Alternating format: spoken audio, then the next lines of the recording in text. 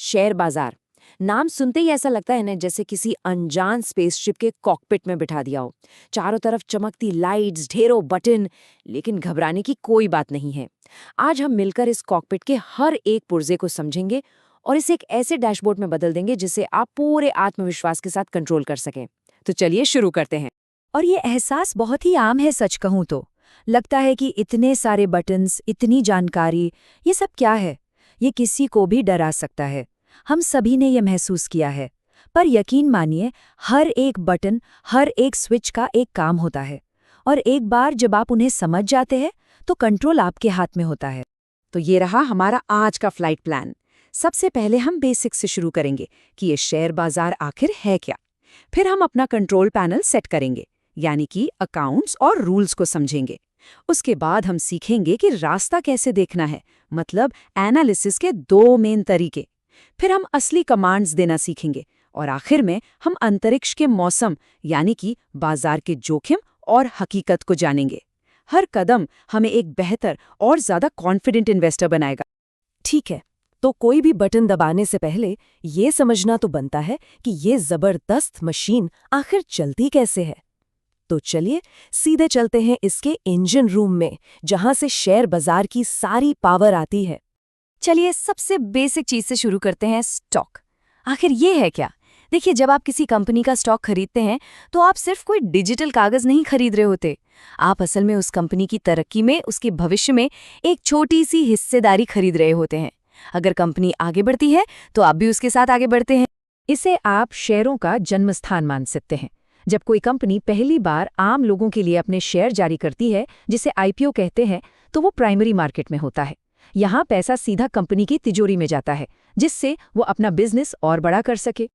और यहाँ होता है सारा एक्शन। आईपीओ में शेयर आने के बाद निवेशक उन्हें आपस में खरीदते और बेचते हैं। यही वो जगह है जिसे हम और आप शेयर बाजार कहते हैं। यही वो मार्केट है जो लिक्विडिटी देता है, मतलब जब चाहे खरीदो, जब चाहे बेचो, पैसा आसानी से कैश में बदल जाता है। चलिए, इंजन रूम का टूर तो हो गया। अब बारी है अपने लिए सही कंट्रोल पैनल चुनने की। निवेश की दुनिया में पहला बड़ा फैसला यही होता है कि किस तरह का ब्रोकरेज अकाउंट खोला जाए। तो यहाँ दो मेन ऑप्शन हैं।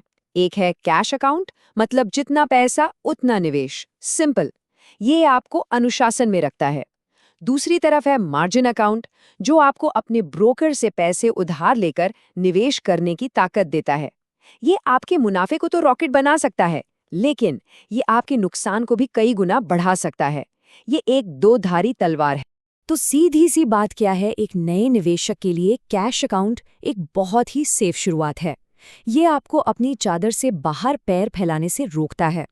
मार्जिन अकाउंट एक पावरफुल टूल है, पर जरा सोचिए, अगर बाजार आपकी सोच के खिलाफ चला गया, तब आती है मार्जिन कॉल। मतलब ब्रोकर का फोन आएगा और वो कहेंगे और पैसे डालिए अभी। और अगर आप नहीं डाल पाए तो वो आपके स्टॉक जबरदस्ती नुकसान में बेच देंगे। ये एक बहुत बड़ा खतरा है। ओके, कंट्रोल पैनल चुन लिया, पर अब कौन सा बटन दबाएं, ये फैसला कैसे लें कि कौन सा स्टॉक खरीदना है या बेचना है? यहीं पर आते हैं एनालिसिस के दो बड़े स्कूल ऑफ थॉट, दो अलग अलग नजरिए। एक है फंडामेंटल एनालिस्ट, जो एक जासूस की तरह कंपनी की बैलेंस शीट, उसकी कमाई, उसके फ्यूचर प्लान्स, हर चीज की छानबीन करता है ताकि कंपनी की असली कीमत पता लगा सके। और दूसरा है टेक्निकल एनालिस्ट, जो एक मौसम वैज्ञानिक की तरह सिर्फ प्राइस चार्ट्स और वॉल्यूम पैटर्न्स को पढ़कर ये अंदाजा लगाता है कि बाजार का मूड किस तरफ जा रहा है। एक पूछता है क्या खरीदें और दूसरा बताता है कब खरीदें। लेकिन मजे की बात यह है कि आपको किसी एक टीम में शामिल होने की जरूरत नहीं है। असल में कई समझदार इन्वेस्टर्स दोनों का इस्तेमाल करते हैं।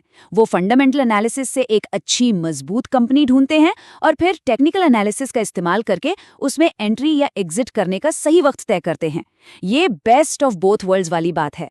चलिए, अब असली एक्शन का टाइम है। शिप को कमांड कैसे देना है? जब आप कोई स्टॉक खरीदने या बेचने का फैसला कर लेते हैं, तो आप सिर्फ एक बटन नहीं दबाते, आप एक खास तरह का ऑर्डर देते हैं। और सही ऑर्डर चुनना बहुत बहुत जरूरी है। तो ये हैं आपके मेन कमांड्स। मार्केट ऑर्डर है आपका, बस अभी कर दो वाला बटन, सबसे तेज पर कीमत की कोई गारंटी नहीं। लिमिट ऑर्डर है आपका, सिर्फ मेरी शर्तों पर वाला कमांड। इसमें आप कीमत तय करते हैं, पर हो सकता है कि सौदा हो ही ना। स्टॉप लॉस आपका सेफ्टी गियर है, जो नुकसान को एक हद के बाद अपने आप रोक देता है। और स्टॉप लिमिट इन दोनों का एक स्मार्ट कॉम्बिनेशन है। हर एक कमांड का अपना खास काम है। आइए इसे एक छोटे से उदाहरण से समझते हैं। मान लीजिए कोई स्टॉक 105 रुपए पर चल रहा है, पर आपको लगता है कि ये थोड़ा महंगा है। आप इसे 100 रुपए पर खरीदना चाहते हैं, तो आप 100 रुपए का एक लिमिट ऑर्डर लगा देंगे। अब आपका ऑर्डर तभी पूरा होगा जब उस स्टॉक की कीमत गिरकर 100 रुपए या उससे नीचे आएगी। इससे आप ज्यादा पैसे देने से बच जाते हैं। एक और छोटी मगर जरूरी बात, आप ये भी तय कर सकते हैं कि आपका ऑर्डर कितनी देर तक एक्टिव रहेगा।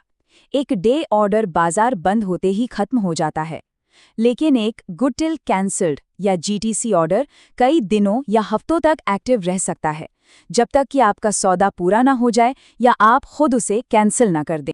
तो हमने कंट्रोल चलाना सीख लिया, पर याद रखिए, कोई भी जहाज खाली आसमान में नहीं उड़ता।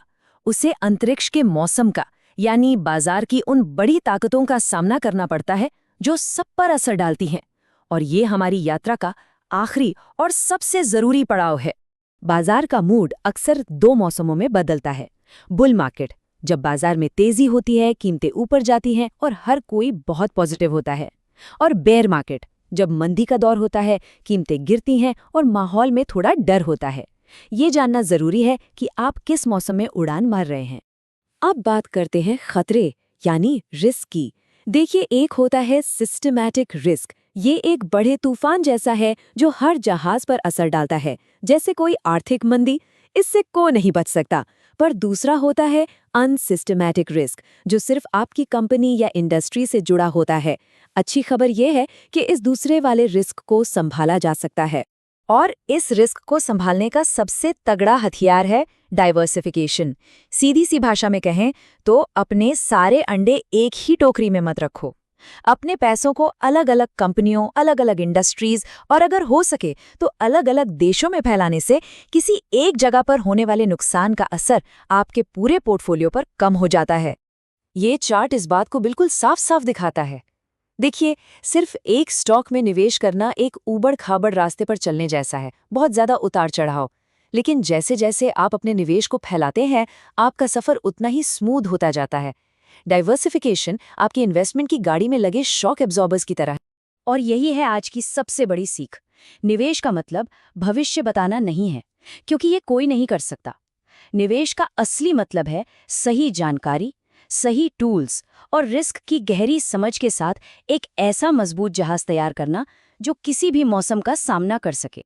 तो अब आगे का रास्ता कैसा दिखता है? सबसे पहले अपने लक्ष्य तय करें, फिर अपने लिए सही अकाउंट चुनें, अपना एनालिसिस का तरीका चुनें, अपने कमांड्स यानी ऑर्डर टाइप्स का सही इस्तेमाल करें और सबसे ज़रूरी, हमेशा डाइवर्सिफिकेशन के जरिए रिस्क को मैनेज करें। यही एक कामयाब सफ़र का ब्लूप्रिंट है। तो अब वो अनजान स्पेसशिप का कॉकपिट अब अनजान नहीं रहा। अब आप सिर्फ एक पैसेंजर नहीं, बल्कि एक कैप्टन की सीट पर हैं, जिसके पास एक नक्शा भी है और कंट्रोल करने के टूल्स भी। तो अब सवाल ये है, आपकी पहली मंजिल क्या होगी?